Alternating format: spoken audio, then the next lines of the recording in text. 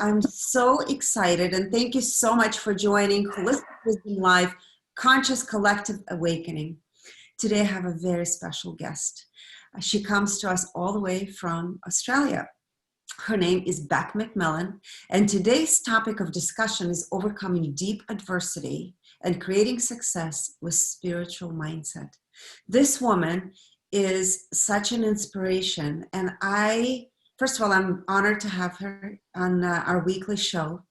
I believe that her story is incredibly touching, deep, powerful. Whether you're struggling with depression, you're not feeling worthy, you're going through a very challenging time, or perhaps you're a single parent who is at home and having a very difficult time struggling and juggling being a full-time parent, running your business, or perhaps working for a company.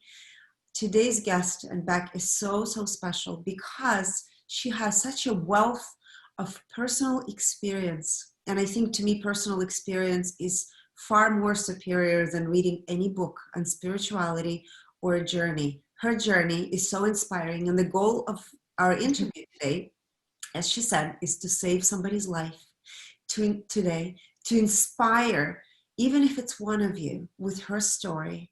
This is really that kind of interview and that kind of person. So without further ado, Bec, please share your story. I'm so grateful to have you today. This is really like, I feel it in my heart and I just have tears in my eyes. I'm so excited to have you. Oh, you're so beautiful. Thank you for having me, and thank you for having me here and doing what you do. And to whoever's joining, there's no mistake that you're here right now, whether you're here with us live or on the replay. There is no mistake that you're in this vortex. So hello, and I'm sending you my love. Did you want to talk about who I am and my story? Or Yeah, so I want to start with, do you want me to introduce all the things that you've done? Okay, so Bec is a celebrity, business owner. She's an outstanding TV presenter, former radio host, global inspirational speaker, co-author, multidimensional healer and mentor, actress, MC, jewelry, clothing designer. Wow, there's so many things. But today, you're the heroine of your story. Many people talk about you as just as being of light. That, I mean, to me, you represent the phoenix rising. That's one way to describe you. And the phoenix rising is a symbol of a person coming from literally ashes, fire. And I want to talk about, you're also mother of two children. One of the three children passed away.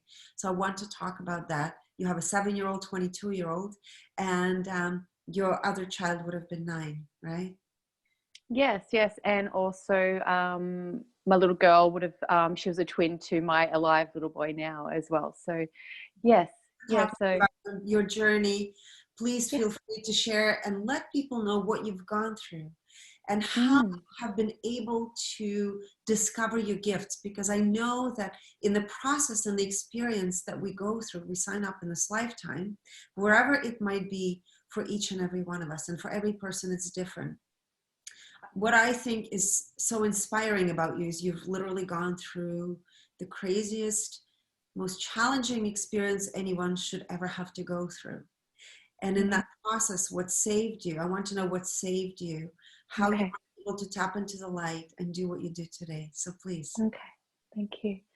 So I'll share with you my full history in a nutshell. Now, anyone that's sensitive to things, just brace yourself and know that when I share this with you, I share it with you with no sadness. Please don't feel sorry for me. I share it with light and pride and honor. And this is something we can talk about on how to deal with trauma, multiple traumas. So when I share with you, please don't get upset because I'm fine. Some of the stuff is not uncommon to many from a child. I was interrupted as a child at about 8 years old. We don't need to go into the depths of that, but that changed my reality, which led to me turning to food, being overweight, being detached from the world, always feeling like the outsider, being bullied, ended up on drugs, alcohol addiction. I used to live with bikies. I was on the streets, homeless. And so I created this life for myself where it was, I didn't want to be in my own reality. Therefore, I self-medicated and punished myself, just so I didn't have to, I guess, be vulnerable. So the people that I was around were rough and tough. So therefore I couldn't be hurt. So during that time, you can imagine the experiences I had, including date rapes and being physically abused by men, mentally abused. My ex went to jail for how he treated me. So anyone that's, you know, had domestic violence, I've tried to commit suicide several times in my past.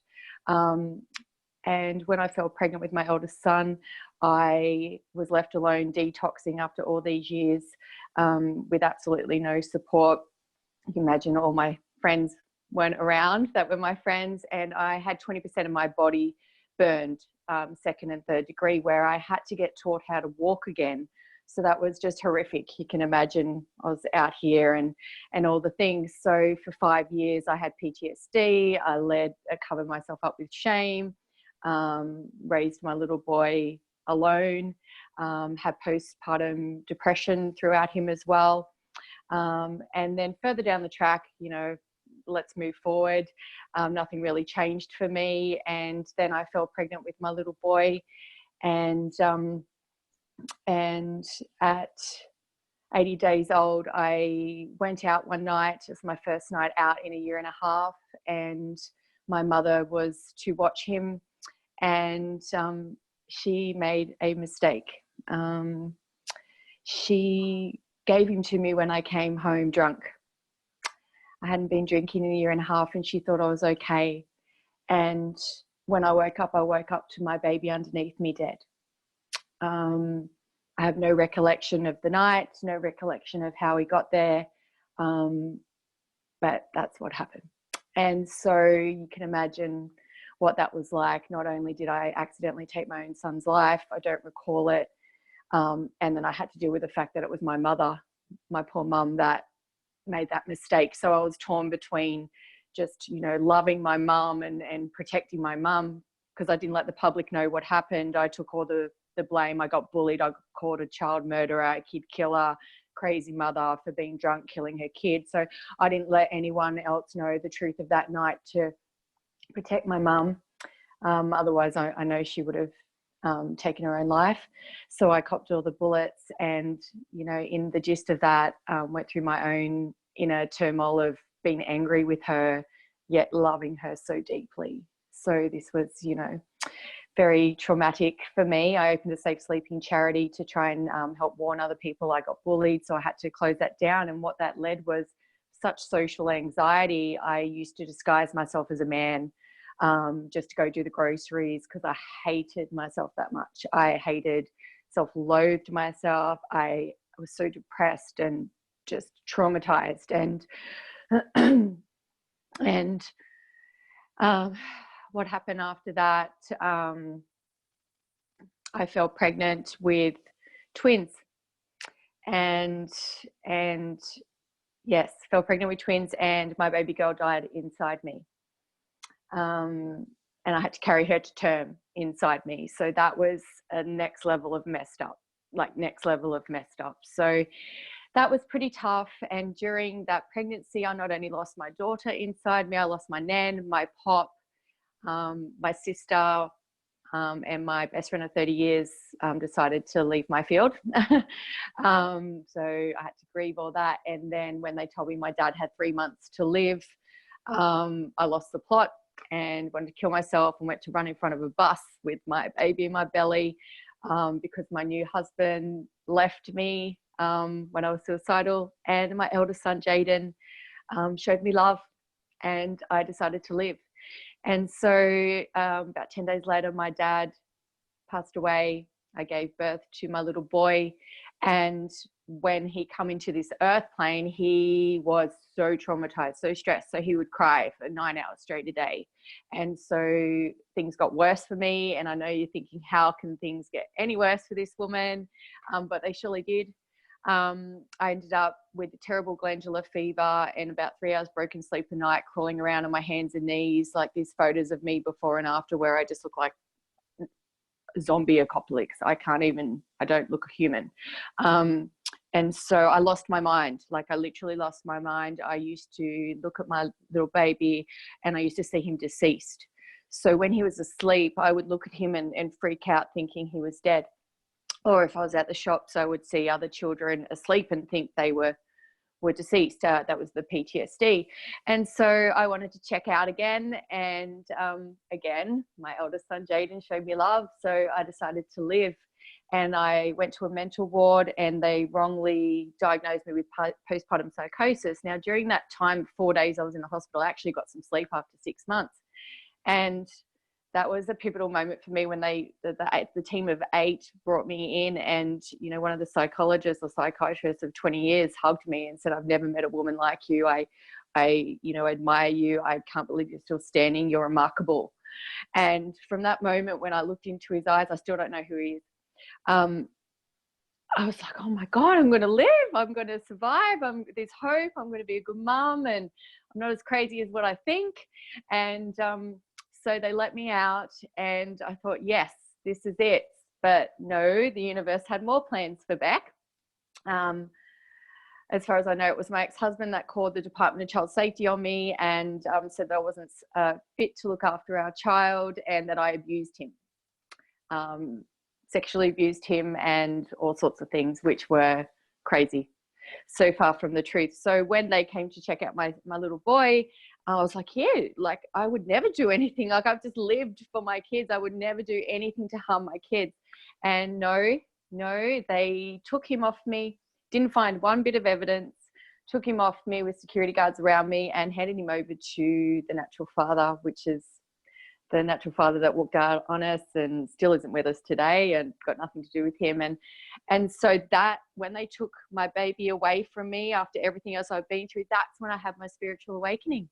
Right there in the hospital where they took him away, something happened. I started seeing colors and hearing voices and feeling energy and seeing energy. And I'm like, what is going on?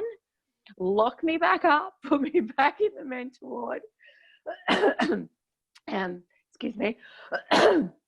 Put me back into the mental ward. Like, I don't know what's going on here. So you can imagine I've just been through all this trauma and my spiritual gifts started coming in and I'm sending orange light to my son and wrapping him around in light and all these things. And from that minute on, I was shown that, you know, this is what you're here to do. You know, this is what you're here to do. You have to show people what a human is capable of. You have to show people, you have to inspire people to never give up. And so I got in my car, I took back my power. I don't know how, I hadn't slept in 6 months. And I drove 12 hours. I obtained a lawyer and I got my baby boy back within 1 week into my arms. And ever since then, I've never looked back. I started self-development. I started spiritual development. I started talking and interacting with crystals. I started working with crystals, started doing charity work, inspirational speaking. And during that time, that's where I was discovered. Bec, you belong on radio. I'm like, me? Little old me?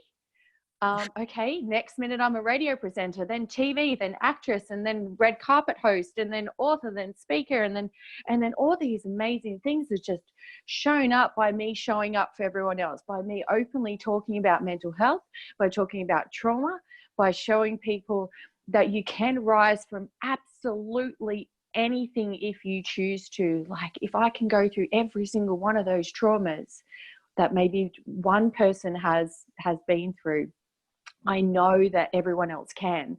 And so I'm just here to be the voice. I'm here to be the voice. So you hold your head high.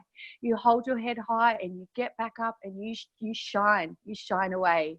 And yeah, that's what I've been doing. And oh my goodness, what a ride. It hasn't been easy in the spiritual realm, you know, like there's always another layer and there's always another thing. And coming from that much trauma, you know, you unlock this and then this and then this. So it's very yin and yang for me. So I feel like with me, it's until now, really, I'm really in the 5D vibration as much as I am. But before then it was where there's dark, the darker you are, the lighter when I come out of that I become.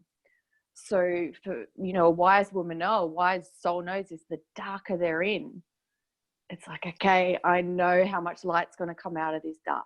I know how much light's going to come out of this dark. And so I teach this, I mentor people, I do all sorts of things, really. A bit of a, there's about 7 or 8 of me, really, when you think about it. And that's how we met. I did some channeling for you and made some beautiful crystal jewelry for you, and we just fell in love and all the things. Yes. So there's my story. It's an amazing story, and I'm hoping that whoever's listening at this moment who is going through or who has had trauma, who is going through any kind of mental illness, depression, feels like there's really no light, there's no one around. There is a reason why I brought you on today, because I feel it's important for people that are doing the work that you do, because I also do energy work, but I know that I would never take on somebody with severe trauma because it's not my line of expertise. But for you, it is yours. And I feel that you can help so many people. So if someone is listening at this moment and you're going through major trauma in your life, Bec is, as you've heard or you're just tuning in, is the person to connect with. And what I'd like to know from you also, you said that it was that one moment that you realized you want to live, and there's all these gifts opening up. How would you say, or perhaps maybe there's 1 or 2 things, when you do have the layers, that we all have to peel layers. It doesn't matter how much trauma people go through, but everyone has some kind of, we store and block emotions, events and situations in our life. What helps you get through really tough moments? What would you say, like, your go-to things are?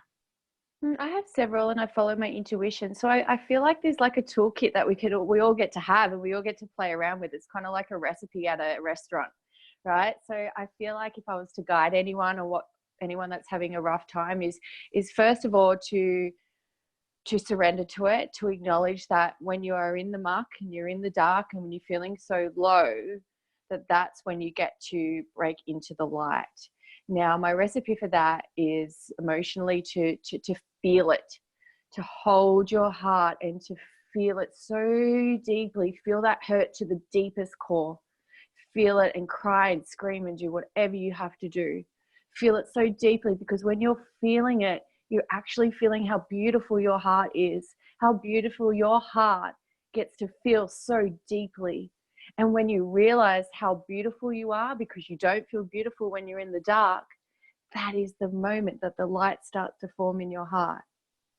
So feeling that hurt, and then realizing that that is your beautiful heart, and this is who you truly are, always coming back to your beautiful heart. And I feel like that unlocks this light that just starts to shine and shine and shine, because you realize in your reality that you are not this darkness, and there's more to you than that. And so then you start to take back your power step by step. I work with crystals. I love my crystals. I don't go anywhere without my babies. I think crystals need to be with everyone. You know, we are crystallined. We are made up of crystals. Crystals are in our brain. We are a crystal. So therefore, we react really well to crystals. And people that aren't into woo-woo or crystals, if we were to... your video, there you are. Sorry, I did put it on Do Not Disturb, but it's come through somehow. Sorry about that. So crystals are a big tool, and also nature, of course. So nature is really good, and just breathing, and, you know, having stories of inspiration and hope really helped me as well. So we sometimes get into the mindset of, not poor me, but you're just dark. You're dark and you're low, and you don't know how things are going to get better. And it's just a horrible scenario and situation and reality to be in. And trust me, I know. I've been in the darkest of darkest of darks. So for me, finding inspiration with people with Tourette syndrome, for instance. So I used to watch videos of people with Tourette's, because I would have these thoughts in my mind, these dark thoughts and intrusive thoughts. And I'm like, how lucky am I that I get to have these thoughts in my mind, that I get to process myself, and these beautiful people with Tourette's get laughed at and bullied and all the things, and they have to live with these outbursts, uncontrollable outbursts on the outside. So there's one scenario. And so what brought down my intrusive thoughts, my dark thoughts, was finding gracefulness and gratefulness in people that are worse off, and saying, wow, you know, I'm actually blessed. And then slowly my thoughts started dissolving and getting low and disintegrating. And so finding inspiration is amazing, but also asking yourself the questions, you know, where did this come from? Why do I feel this way?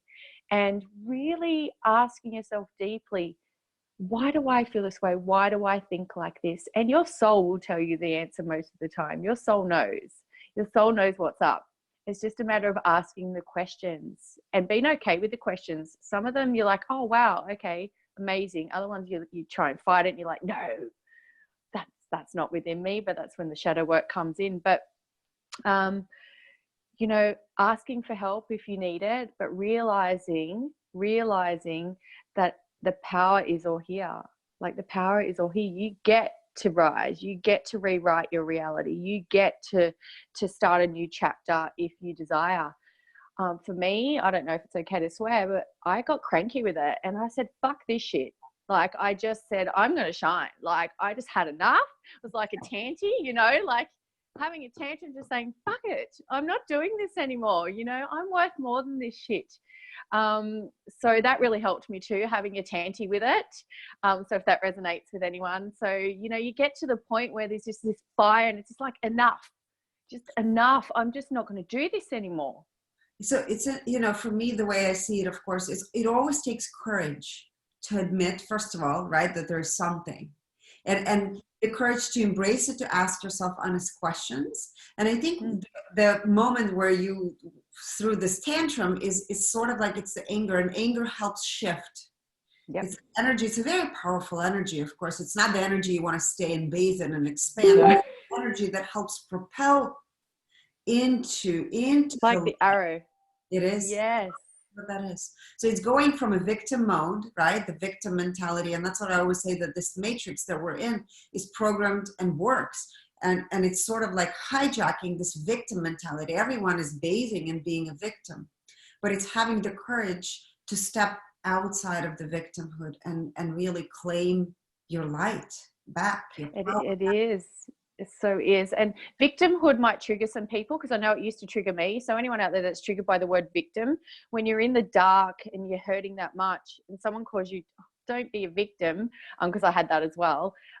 You really don't feel like a victim. You actually feel like you know, it's that you're not a victim. But when you realize, so if that word triggers anyone, we can choose a different word. And if that word triggers you, just ask yourself, why is this triggering me? It's not that you're a victim.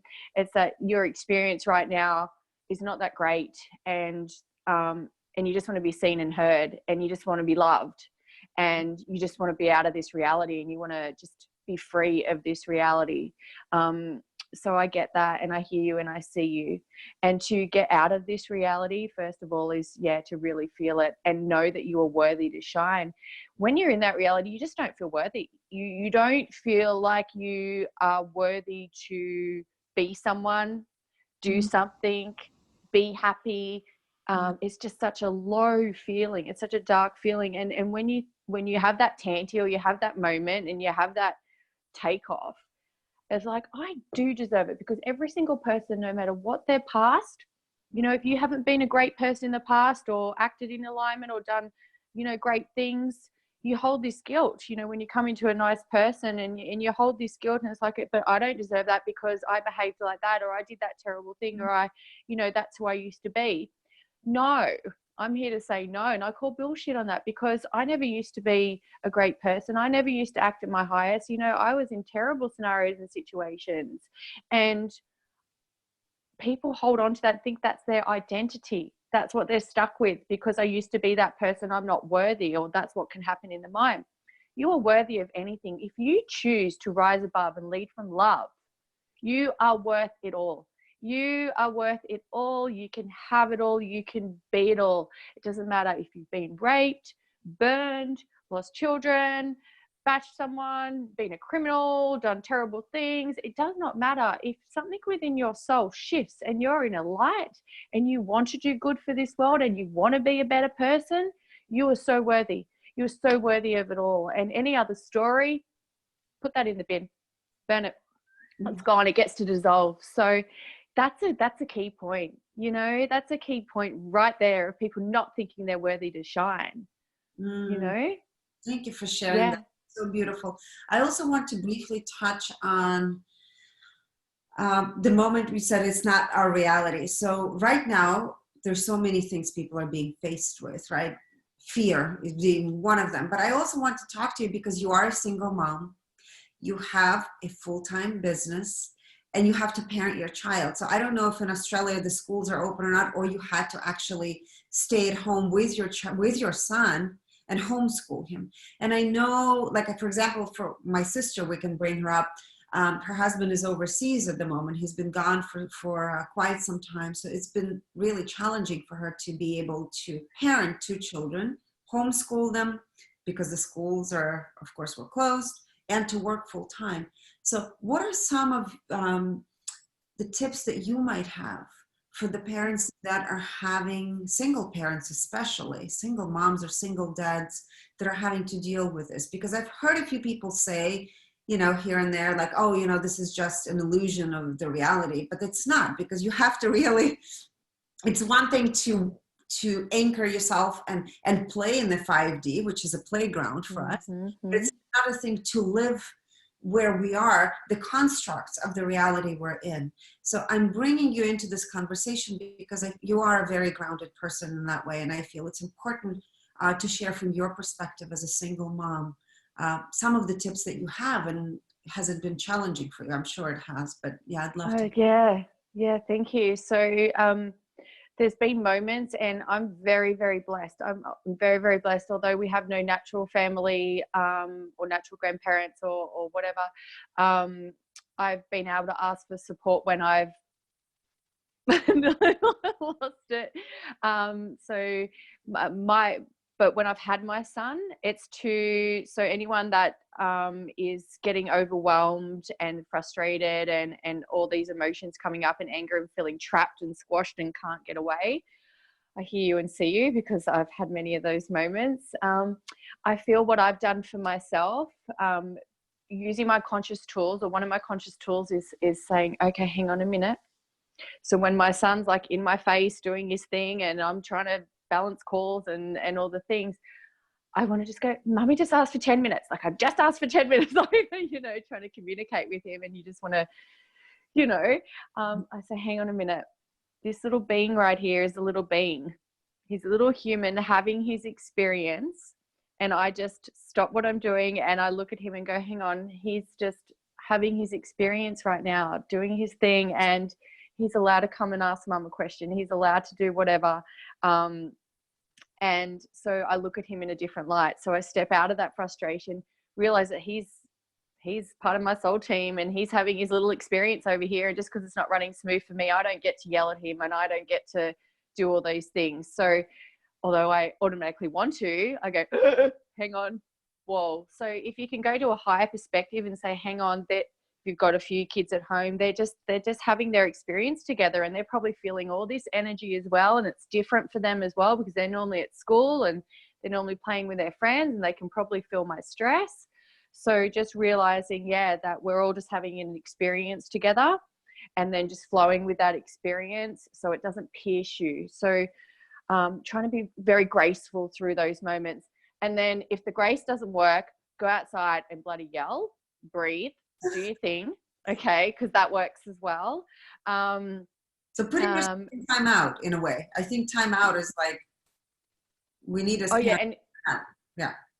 time out if you can, and if not, music is fabulous. So literally if the whole house is going crazy and it's just not working and the energy's not working and it's just like, okay, this is getting worse, just put on your favorite song and you watch the whole house change. Like the whole house, it's like everyone just goes, oh, and they're just like in a whole different reality. So when things start, turning to shit, just turn on a song. It's like redirecting the energy, redirecting the moments, redirecting the experience into a different way, because otherwise you're just blowing air in this balloon, blow, blow, blow, and that balloon's going to pop. Yes. So it's using the tools and recognizing what you can do. You can put some oils on, nice smelling stuff, change the channel.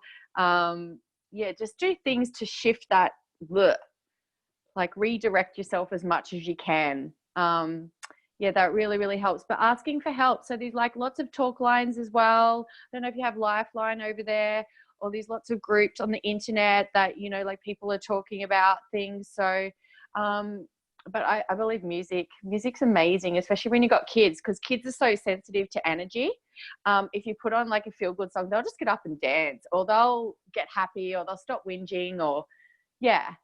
Great advice. Really great Yeah. advice. But also allow yourself to be frustrated. I mean, we just talked about the positive things, but I want to also acknowledge the people that are like, no, this shit is real for me, and I'm stuck in this, and I feel like running away, or I feel like dying, I feel like I can't do this, I feel trapped. You Yes. know, like, so for these people there that are in the muck of the muck, you know, I just want you to know that you're amazing. You know, you're doing the best that you can, and you should hold your head high and hold yourself. You know, like a lot of my self-love stuff is when I'm scared and in the muck and I'm hurting and I don't know what to do and I'm frustrated, confused and angry. I cuddle myself and I just hold myself so tight. And not many people know how powerful it is to actually just hold yourself. If you were to just hold yourself right now and close your eyes, it's a feeling like no other. You feel so safe and you feel held, and it feels beautiful, and you have access to breathing and holding yourself really tight at every given moment, just to know that you are safe in this vessel, safe in this moment, and you are loved. If you can't get a hug of someone else, know that you can hug yourself, and it feels really good. I've laid there and cried for so many hours of my life holding myself, and it's a beautiful moment because I know that I'm held by the divine and myself, you know. So just hug yourself. And I know it might sound stupid, and know there's no quick fix, and know it's not going to get rid of everything, but if you can talk to people and hold yourself and go easy on yourself with the self-talk, go easy on yourself. You know, a lot of people like bang themselves up about what goes in their head, or if they yell or lash out. You know, forgive yourself and know that next time you get to be better if it works out that way, and you get to do better and come from a place of grace. Gently, be gentle on yourself, and yeah, that's my message. That's so beautiful. Thank you. I think it's important that you touched on this, because it's not about always being happy. Every emotion, we go through the emotion. That's a kaleidoscope of life. And those dark moments are there. So you just gave such a beautiful and powerful way to acknowledge yourself in that way, right? And to hold yourself. It's beautiful. Thank you. Love yourself in every moment. You know, I used to try and reject when I was angry. I used to, you know, think, why am I angry and sad and all these things? And now when I'm crying, I'm like, I love you. Like, I literally, like, if you had a camera in my house, it'd be a great series. But literally, like, you know, when I'm angry, I'm like, I love you too. Like, I'm just like angry right now. So when you're in the moments of your emotions, it's an invitation to just love yourself even more, because anger is love, because you're having the human experience, and you get to love yourself through that anger. And being an emotional mess is, I get to love myself while I'm just being a pork chop. I get to love myself while I'm doing this, because it's all part of your human experience. Like, we're not robots. And so when you like try and reject those parts of you, it just brings in more rejection. But when you love those parts of you and go, you know what, I'm a crying mess today, or I'm an angry bitch today, or I'm this at this moment, and you love yourself through it, love starts coming into your life from everywhere. It's the way it works. So yeah, it's an invitation to anyone that's in the dark to, when you're crying or angry, please tell yourself you love yourself even though you're crying and angry. Please see yourself through the crying and anger and sadness. Yeah. Yeah. Thank you. You're And welcome. where people can reach you, can you please share your website and perhaps your email address? And I know that you will add it in the comments once we're Yeah, done. Facebook, Bec McMillan. I live on Facebook a lot. If you wanted any of my crystals, Luminous Crystal on Instagram and Facebook. If you wanted anything with me, yeah, just Bec McMillan through Messenger is a good place. Okay. Yeah. Thank you so much for your time, for your beauty, your grace, your light. And thank you for sharing so beautifully. Oh, you're so welcome. And thank you for doing this for the world as well. You're so beautiful and I love you so much. I love you too. Thank you. Stay with me for 1 second. Let me just. So thank you, everyone. And Bec will be able to respond to any of the questions you might have. Thank you.